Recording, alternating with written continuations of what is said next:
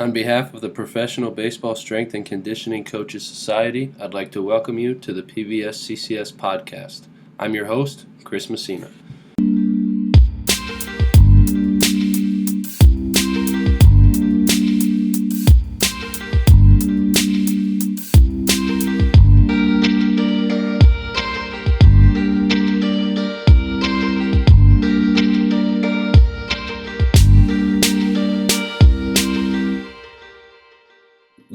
Let's dive into you being the minor league coordinator. So this is going to kind of go along with talking with training, but I just want to go like bigger picture, like the culture that you're trying to develop both in your staff and your players, and then we'll kind of dive into like the nitty gritty if you're cool with that.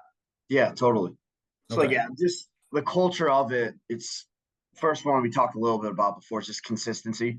So that's players and staff. Like, are we doing the things we need to do consistently over time? Like, and I know we'll probably talk a little bit about like professional development. There's a book, Slight Edge, that I read a while ago, and really good book, but it's just simple daily disciplines consistently completed over time leads to long-term success.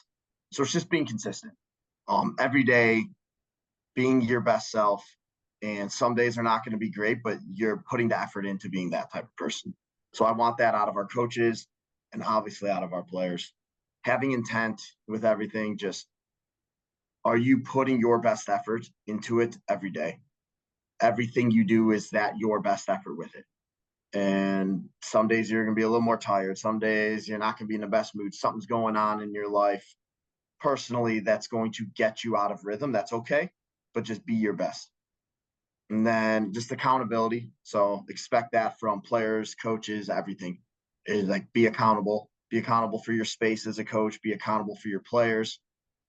Always like be on top of things along those lines, and players take accountability for your careers. As coaches, we're holding you accountable, but as players, you also need to take accountability for what you're going to do, because guess what? There's a bunch of people behind you that are trying to pass you up at the same time. You've been there, so so you have to have that initiative along those lines. So like those are the things. Those are like the big like pillars of what I want to see is like consistency, intentfulness, and then accountability with those. And then just and within the staff, like critical thinking. I don't want robots. None of us want robots here. We want guys that can critically think. Like, obviously, you've got to know some rules before you can break them within strength and conditioning, but be able to actually think outside the box, question things, and have reasoning behind it, and create great conversations. What kind of big rocks are you looking at programming wise? I mean, we talked about training, obviously, but what are the big things you're trying to hit with your players and you're trying to have your staff kind of gear programming towards? Yeah, I think it depends on, especially in season, depends on how much a guy's going to be playing. But like for pitchers, we're still going to sprint them. We're going to jump them. Going to hit ground-based explosives with them, typical compounds with them, whether they're on a 3-day, a 2-day, or 4 to 6-day microdose, depending on what we've deemed important or what they're willing to follow. Is sometimes when it comes down to, especially some of those relievers in the pitching side of it. Our position players, now it's going to be like, we're lucky enough that we do have catapult, so we know what their workloads are. Making sure that they're staying within certain workloads. Like we're looking at acute to chronics. Like we're looking at a lot of things to get flags, but also a flag is a guy not doing enough. So sometimes we're going to need to add some high speed exposures for those guys. And we are lucky to have live catapult. So we can get those immediately. Hey, we need to get an exposure. We haven't touched it in the last 7-8 days. We need to get it. So when you do play, like you might go pinch run, you might play tomorrow. We need to be ready for those types of exposures. And then, yeah, that comes with same thing with the position players. Are we going to lift 2-day, 3-day, or 4 to 6-day? The programs are going to look similar, individualized for the guy, but they're going to look similar. The amount of work being done is just in the frequency is going to change between those. But yeah, we want to hit the basics with these guys. We want to, hopefully, what we talked about earlier, we built something in the off season to maintain, get a little bit better. It's realistic that some of these guys are going to lose a little bit, and we want to continually test it. So we want to test what we're doing with our vault. We have jumps that we can do, belt squat isos that we do. So we want to test it over time, and we want to see trends, long-term trends. Short-term is okay, but we definitely want to look at those long-term trends to see if we're doing what's best. And then that helps us the following year. So now we can look year to year what worked for certain athletes, what didn't work. Some program may have worked perfectly for them while it didn't work for another guy. So that's what we're trying to emphasize with that, and making sure we're tracking everything, everyone's staying on top of their work. The program as a whole, Yeah. does your staff do their own individual programming at each affiliate, or do you have like a general template, and then it's kind of, your discretion at the affiliate based on, again, like you said, what the guy's actually going to do, their testing, their playing time, all of those factors? AA down, there's more of a template for that. And that's just more or less because of the movement that's going to happen within it. Same with AAA, the movement that's going to happen with AAA. A lot of that is big league AAA, especially this year specifically, where there's needs to be a little bit more autonomy there with that coach. And he's working with a different population as well. A lot of those guys have been around for a while. So it just depends on the guy, and our guy there is awesome. He does an amazing job.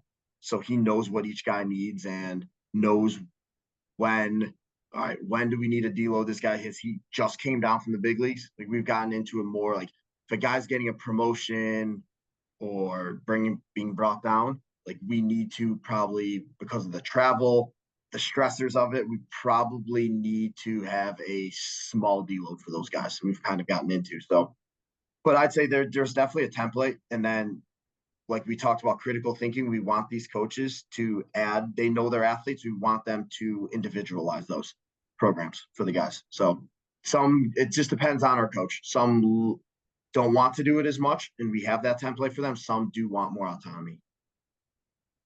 AAA strength coach is honestly like the unsung hero for all of this.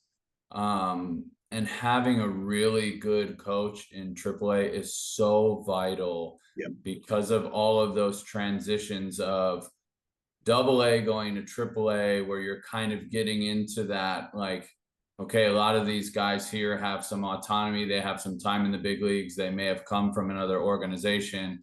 And then obviously the big one that transitions between AAA and the big leagues, and keeping that up to snuff, like keeping in touch with the major league staff, but also keeping in touch with yourself is really an art. And that position is so important for just making things flow. And I think, again, I'm not a coordinator, I'm not in charge, but I would lean towards the way that you're doing it, right? Is kind of have some sort of template, AA down. If you're a younger coach, you're not as comfortable with making adjustments, like just stick to this template. AAA, like you really got to be the glue between the minor leagues and the major leagues. And then obviously in the major leagues, it's like you're just trying to win every night. So you got to do what you got to do. And like you're at the top. So like you don't really answer to anybody per se. You just have to make sure you're putting guys in the right position.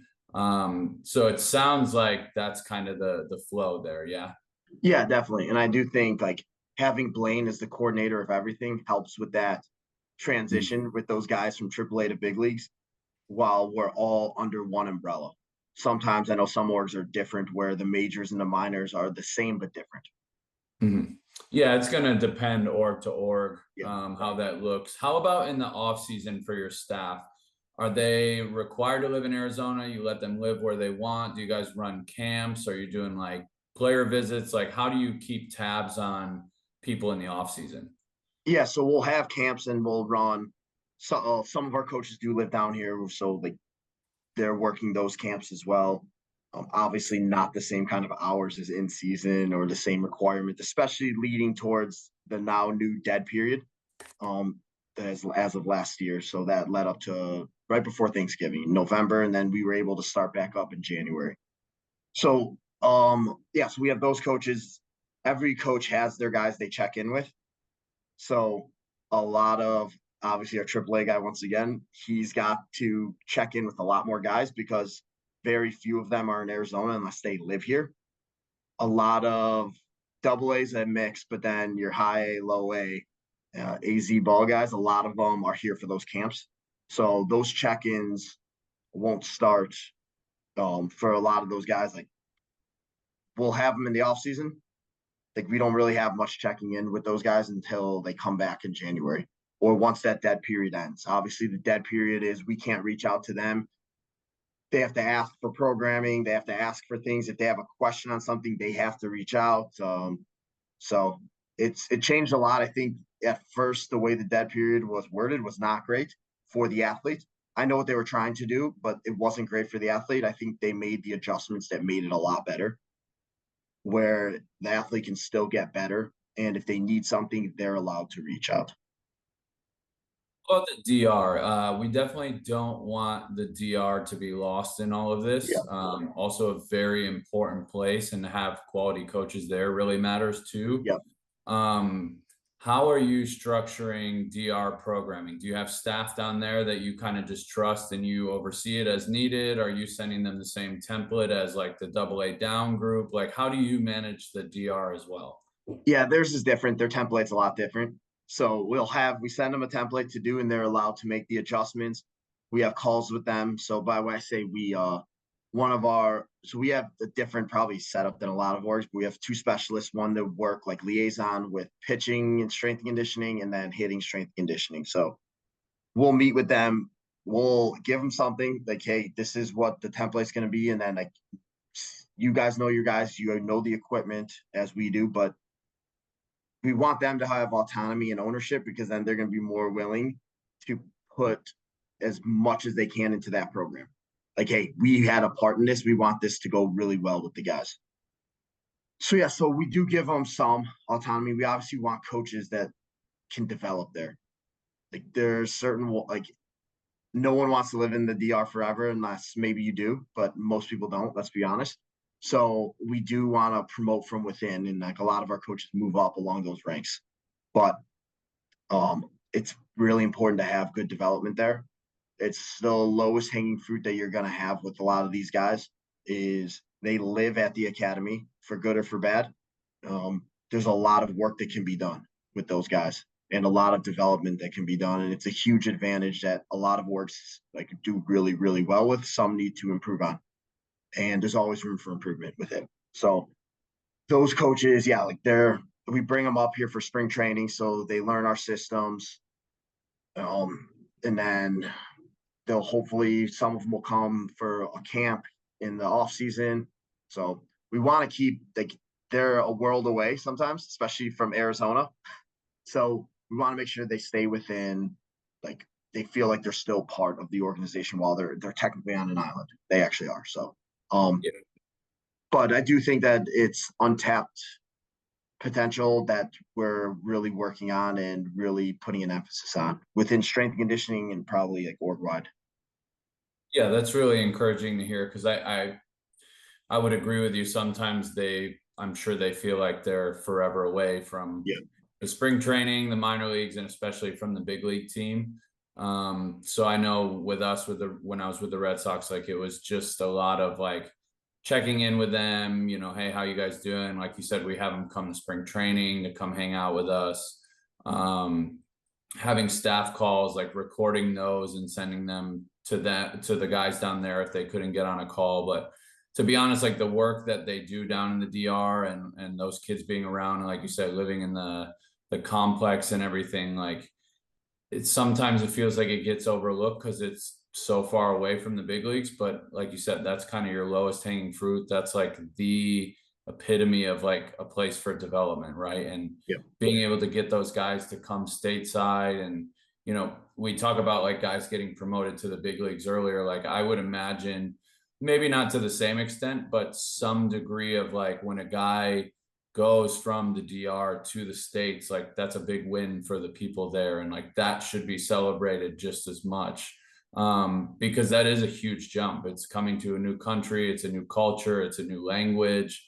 And being able to help with that transition and kind of keep that staff in line down there with your vision, I'm sure is probably very appreciated on their part. And honestly, like you said, it's something that baseball as a whole probably can improve upon. Yeah, definitely. That transition, like you said, is huge. And the education is, you're not just preparing them to play baseball, but you're preparing them to go live in another country. So it's huge. If there's any coaches listening, and maybe I'm putting you on the spot here, right? Either young coaches that want to get into baseball, or coaches that, just want to get back to baseball. Like, what makes the Cubs a special place to work? Like, coming from you, you're the minor league coordinator. I see a Cubs job open. Like, what is it about the Cubs that is so appealing to work for? Maybe either, again, whether your own personal experience with it or just as somebody who's overseeing the department. I'd say first thing is that from the top down, of the whole organization, the top of the top, they believe in strength and conditioning. They believe in medical high performance. We have the backing of the whole organization right now, which is huge. So like that's number one. So that allows us to do a really good job, and they trust us to do like what we're hired for. So it starts from the top down, that trickles down to us, and there's good communication, clarity, initiatives within the organization that started. And then it's about the people. We have really good people here. A lot of people that really care, want to develop coaches, develop players. We're here for one thing, which is to develop those players. But in my side of it, in a leadership role, it's to develop coaches as well. I want to see everyone achieve their dream, whether that's becoming a big league strength coach, whether that's becoming a coordinator, a director, whatever they want to do, go work in another sport in college if they start at a lower level, whatever they want to do. We want to develop them, and we want to keep really good talent here. So the guys that are really good, we want to keep, but we know that every person can't be promoted within that. So there's going to be openings that are always happening within our organization. And yeah, just the people, the way like we come to work, we like each other. We shoot the shit in the office, hang out, compete against each other and things. And yeah, like some of us are like-minded, others are like-minded in different ways, but we challenge each other. So we want to challenge each other to be the best. We don't want to be yes men. We don't want to have group think. We want to critically think, challenge our beliefs, everyone. And like from the top down, everyone wants to be challenged. And sometimes the younger coaches are scared at first, but like eventually like they'll open up to that of like, hey, we want feedback and we're going to give you guys feedback. So yeah, I think those are super good components. Like you said, first being able to just like sit in the office, talk shop, like hang out, like it just makes it easier to be around good people that you can just hang out with. And then when you have to have those difficult conversations or like those critical thinking conversations, it's a lot less like, it doesn't feel as targeted, right? Because you're all just good people, you're all hanging out, and you're just trying to, like we've said many times, like get the best for the athletes, right? And yep. Whether it comes from your idea, from my idea, from Connor's idea, from anybody's idea on your staff, whether it could be a hitting coach that comes in and is like, hey, have you guys seen this? Like, I think that is kind of the ideal place to be in terms of like fostering positive relationships and just building off of each other. And you didn't mention this, but also you guys have an amazing facility over there too. So that helps.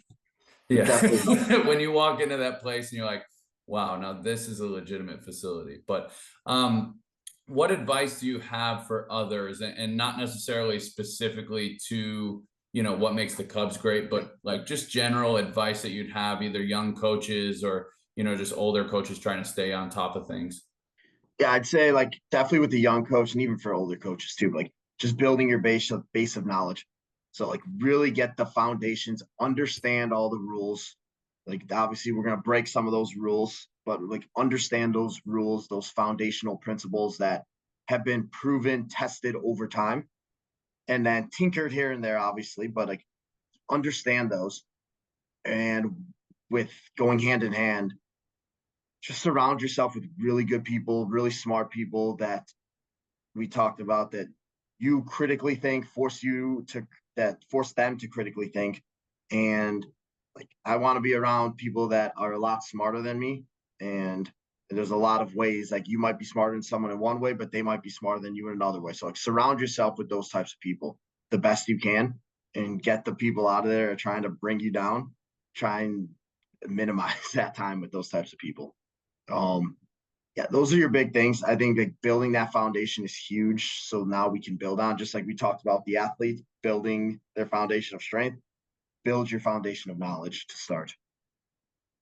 Yeah, that's I don't know, man. Some of the younger coaches that are coming up, I don't know if it's like the social media era or just like it's like you see something and then it's like we need to do this and it's like, oh, like where did this come from? Like you just saw somebody posted it on Instagram and you think we should do it. Like instead of, again, we talked about this earlier and it's probably relatable here, right? It's like you can do those things, but they're not going to create like adaptations that stick if you're just randomly throwing them in to a program, right? And like you said, building your base of knowledge, the basic principles.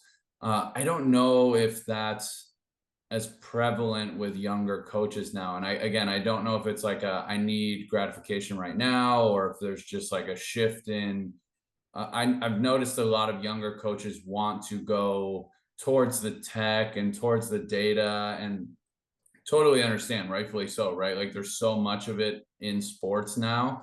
But it just, sometimes it feels like they're not getting that base of like, I don't know, like do 5-3-1, right? Like you're gonna get strong as shit doing 5-3-1. Like read a bunch of Louis West Side stuff, like Joe Ken's tier system, like all of those books that I feel like were over and over like recommended when I was younger. I just don't hear younger coaches reading them as much, or even knowing what they are.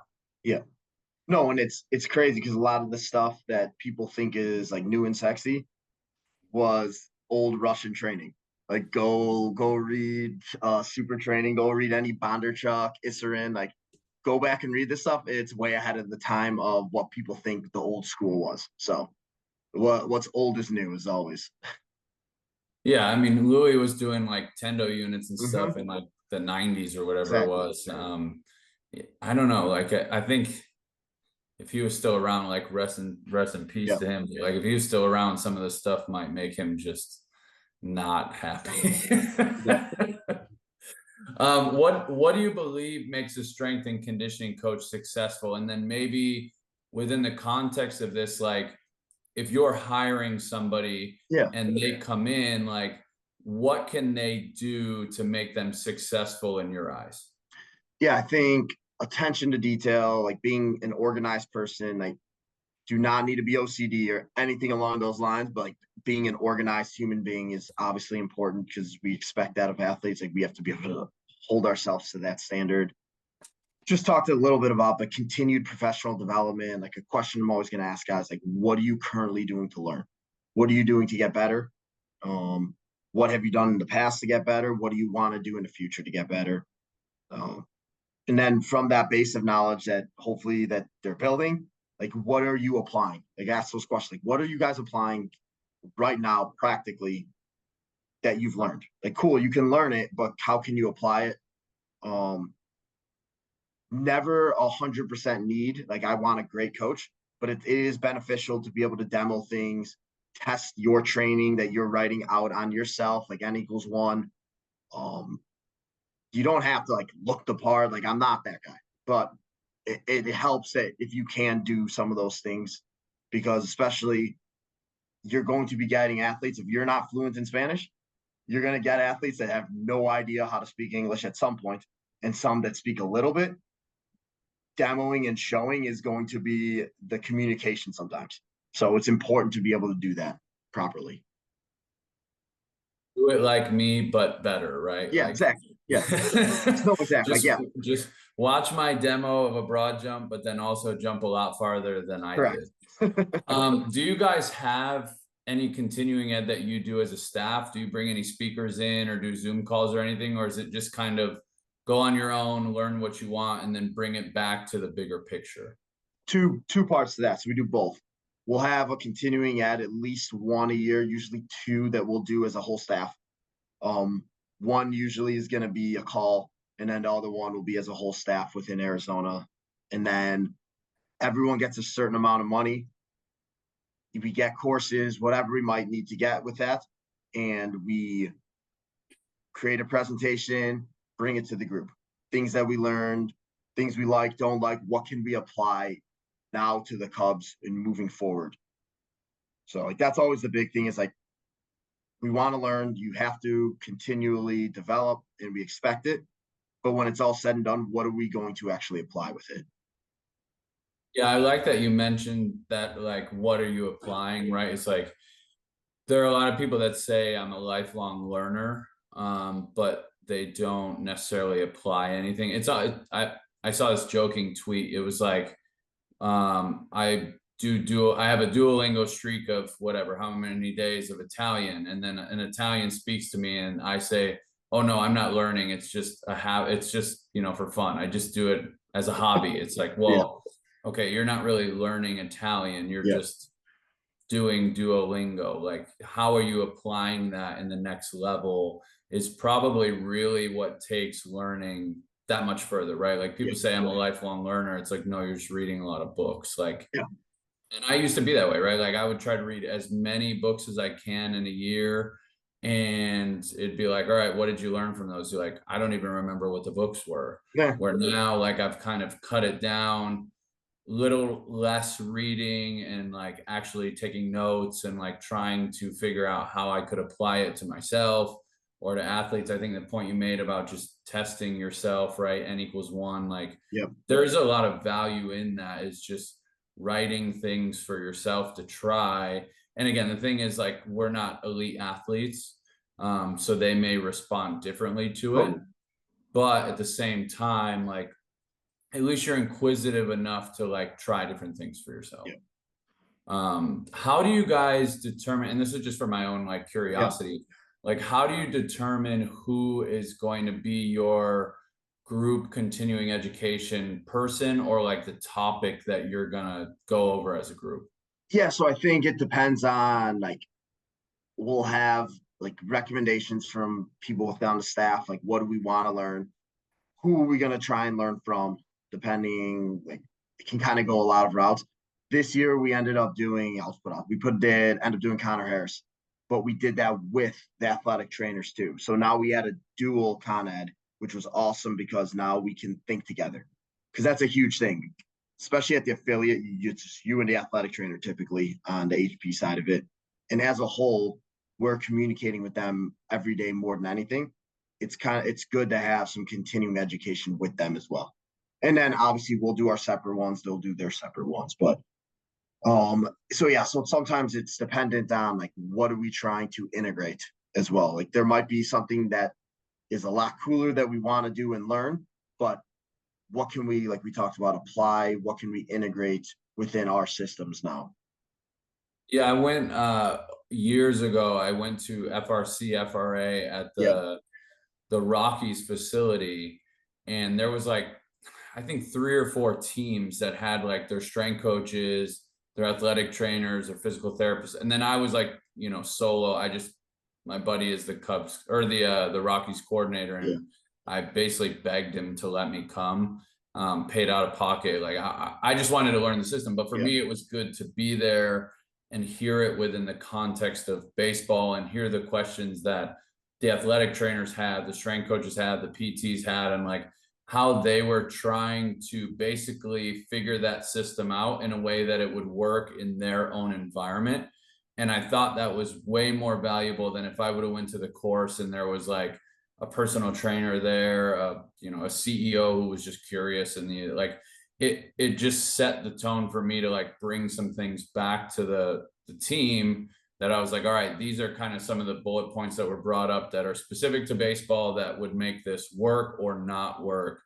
And so that was always kind of my thing, was like, we want to do a group education, but it's hard because some people don't like education forced on them. They like to choose their own thing.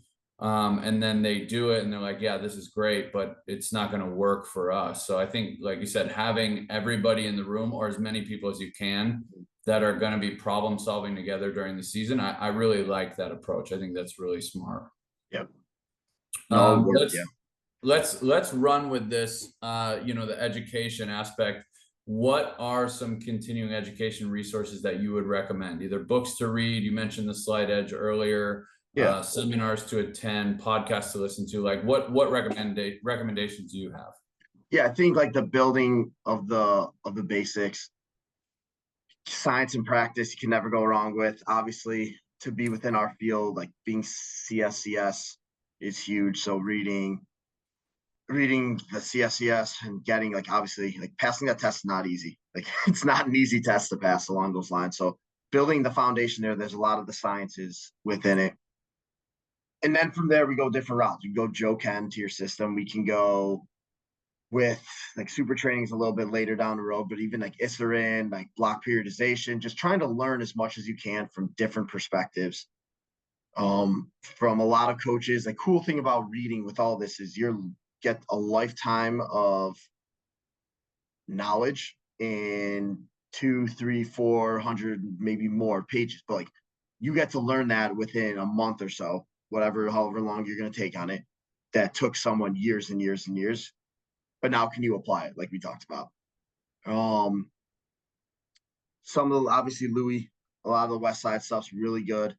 Go into the West Side stuff, like obviously there's certain things like we were not going to train our athletes like power lifters, but there's tons of training within it that is so good, like building the foundations, getting guys stronger. Talk about there's so much out there. Like I'm just trying to like go through what we've done. Like if we're talking about sprinting, go Altis, go Les Spellman, sprinting stuff, Exos, very good. Educations that we've done all of those. Guys have done all of those. Like even going back to like your Poliquin principles, just like certain things of older knowledge that like gets taken for granted, and a lot of principles. And like I don't agree with anything with everything I just said, but I agree with a lot of the stuff, and a lot of it comes back to what's backed, what's research backed, and I think those are huge things. I think it's important in this field to have a nutrition background. Obviously, we're not dietitians. We can't be prescribing specific dietary programs for meal plans, but like having the knowledge of supplementation, having the knowledge of basic nutrition and nutrition for athletes, recovery, learning about, hey, okay, what can we do outside of our training? Because we're only going to get them for an hour, 2 hours a day. What can we do and what can we recommend for them? Because in a lot of organizations, like, there's no one for that. There's no one for recovery principles besides what athletic trainers are doing. So I think broadening and having as many tools as you can is important after you build that foundation. You can do it together, but build that foundation first. Yeah, I would be curious, some of the younger listeners, how many of them actually know some of the names that you just dropped, and like what the resources are for them. Mark, I really appreciate your time. I just want to do a lightning round and then I will get you out of here. You cool with that? Yeah. Okay. 4 questions, as long or short as answers as you'd like. First question, who is your biggest influence in the field of strength and conditioning?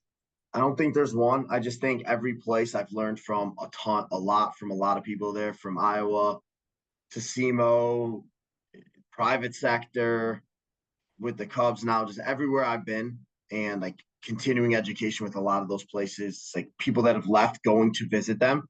I don't think there's one person. I think I've just taken a lot. Like I want to be my best self and I want to learn from a ton of really good people. I don't think there's a specific like influence or role model that like I look up to that want to be like that person, but I want to take a lot of good attributes from a lot of people. So it's not a sexy answer. If you only had one piece of equipment to train with, what would it be? There's depending on the athlete, I love the 1080 more than anything. There's so much we can do with our 1080.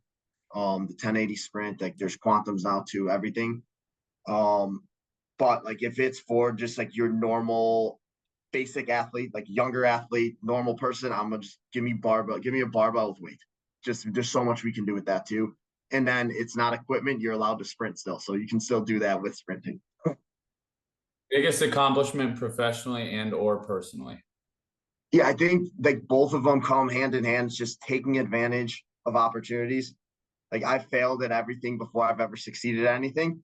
and I've gotten to places that I've really wanted to in life because I've prepared for the job that I want. So when that did end up happening, I was ready for the opportunity, and people come knocking then, instead of always waiting for your opportunity but not being proactive. So I'd say with everything I've ever succeeded in life, it's been because of preparation and taking advantage of lucky opportunities that just happen to come up.